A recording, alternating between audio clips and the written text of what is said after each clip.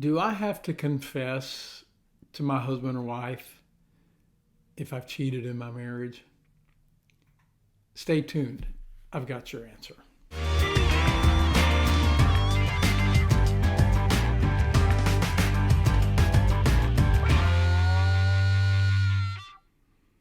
Hi, my name's Craig Walker. Welcome to Craig Walker Coaching. I really don't like to admit my failures, big or small. I think most people don't. Recently, my grandson got in trouble at school. His teacher called him down for talking in class. She sent a note home in his backpack so that his parents would know what had happened at school. Well, when he got home, he hid his backpack in the closet. The next morning, he's looking all over for his backpack. Can't find it anywhere. He's looked everywhere, but, where he hid it. His parents said, "Did you leave it at Granddad and Nana's?" We live next door, thinking maybe he dropped it off at our house on his way home. He came to our house, got us involved in looking for his backpack, and, we couldn't find it anywhere. I got a question. Why did he go through all that trouble? Why didn't he just admit, "I got in trouble at school"? Well, I think I know, because I've done my share of hiding my failures too. If we're going to answer the question, do I have to confess if I've cheated? I think we need to know some things about confession. There's some things we believe about confession that are just wrong. I personally have struggled with all of these. Sometimes I don't want to confess my sin because I think I can't change. This is how I feel when I've done the same thing over and over again. This is the person that would say, I'm never going to look at pornography again. And then they look at pornography again. Or I'm never going to get drunk again. And then they get drunk again. Or I'm going to quit smoking. I'm going to quit lying. I'm going to quit gossiping, whatever it is. And then we come back and we do it again and again and again. Well, it isn't long before we begin to think, what's the use? I can't change. I don't think this was my grandson's issue at all. But if it were, I would understand because, I've been there myself. Here's another reason I think we don't like to confess. I know I've struggled with this. I think that, the consequences of confession, they just outweigh the benefits. If I were a betting man, I'd put money down that my grandson thought, if I hide my backpack and can keep it hidden, I won't get in trouble with my parents. I know this is true for most of us. True for a guy named David in the Bible. This is King David, the David that committed adultery with a woman, got her pregnant, tried to cover up his transgression, but when his attempts to hide his sin failed, David had the woman's husband murdered. Okay, this is bad stuff. But like the politician who hides her failure, we do the same. Like the husband or wife who hides an affair, thinking, I have too much to lose. If this cat gets out of the bag, if this news breaks, my marriage is over. My career is toast. I can see the young mind of my grandson thinking, if I get caught, if my mom or dad find out I got in trouble, my life will be over. Over for him means I'll get a spanking or I'll get grounded. I can't play outside for a week. And here's another reason I think we don't confess. This is getting close to home. This is a reason that I've struggled with confession.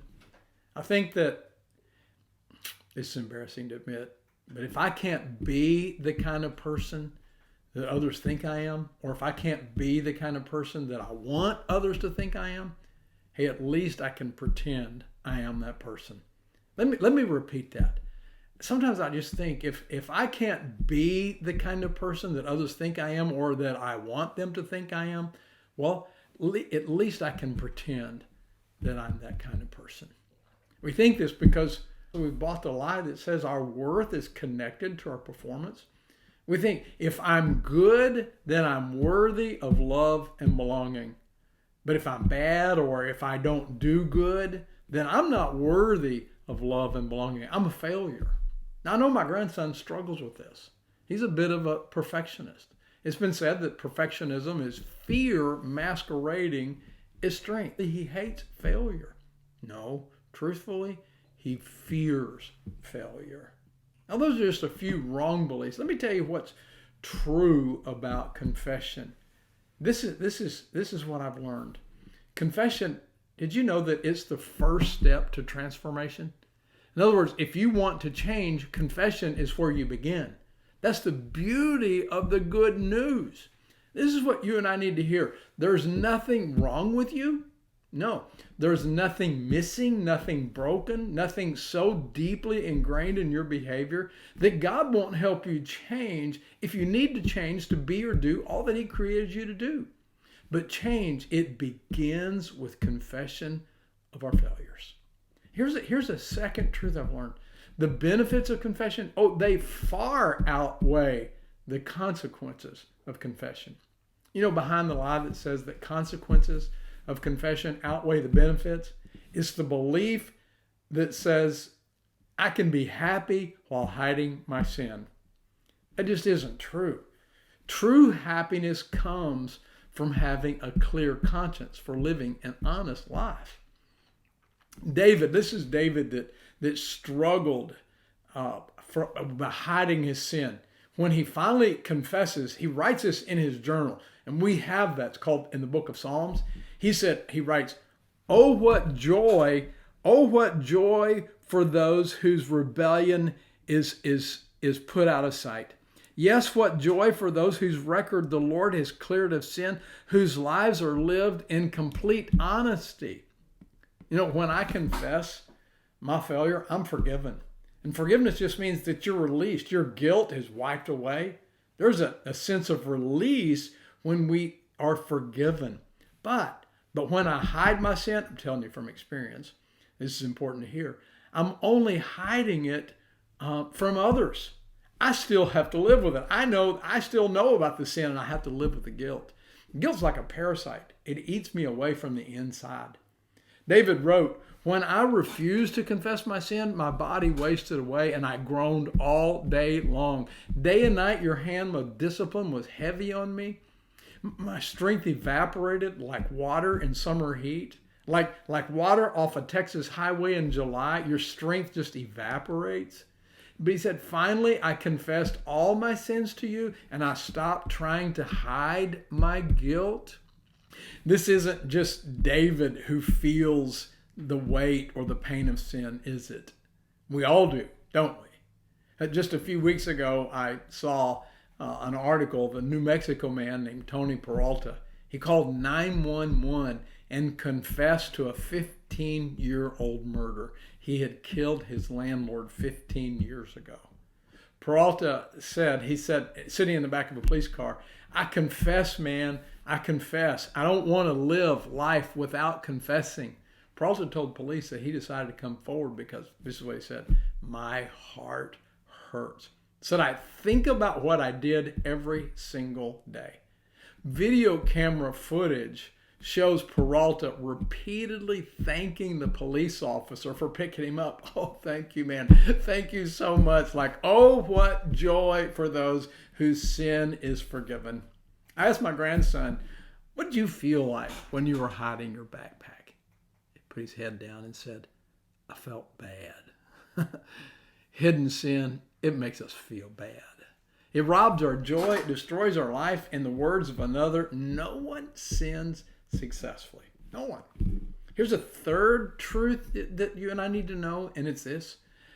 Did you know that you and I will be more loved and accepted for being authentically you, for being real, even with all of our failures and flaws, than we will be for being a fake, for hiding, pretending?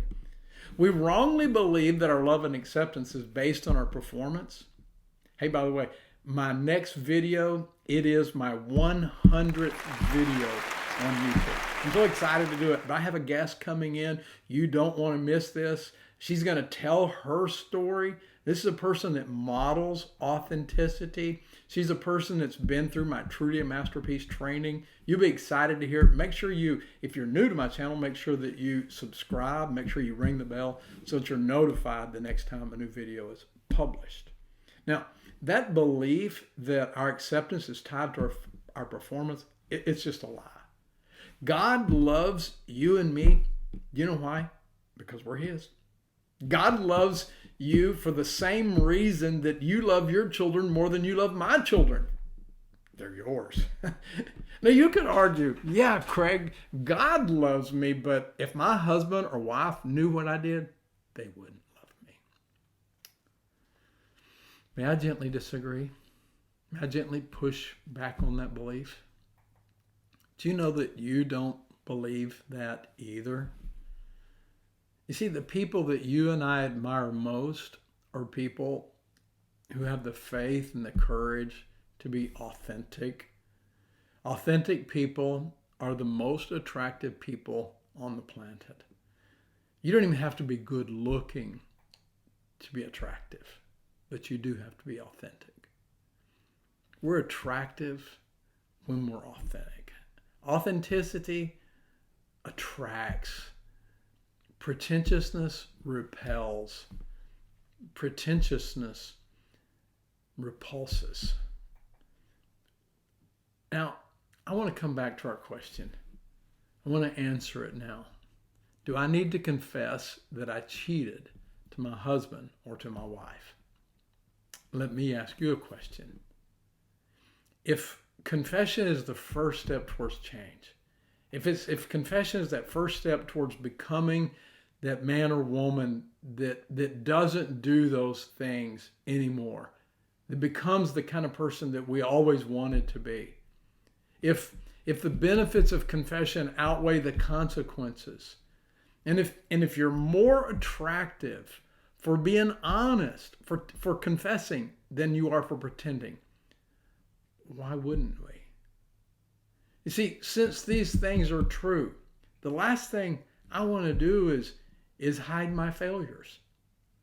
You wonder, I know, you could be asking right now, and some are, could confessing cost me my marriage? And I have to tell you the truth and say, yeah, possibly it could. But I would also argue that not confessing, it will cost you your marriage. Honesty and transparency is the greatest hope you have for building a great marriage and a great life. Hey, I've been a pastor a long time, and I've seen a number of couples who have come clean and have healed from an affair. But I also have to tell you, I've never seen anyone heal from hidden sin. So let's get really good at confessing. Confession, this is the foundation for happiness, for peace, for joy, for growth, for all that you want in life. Confession is the foundation for all that is good. Well, I hope this has been helpful to you. If it has, click the like button. Don't forget to leave a question or comment. And you may want to send me an email to start a conversation to find out how you can develop these kind of qualities. Hey, my name is Craig Walker. Thanks again for joining me. Until next time, may the Lord help you to live that life that you were born to love.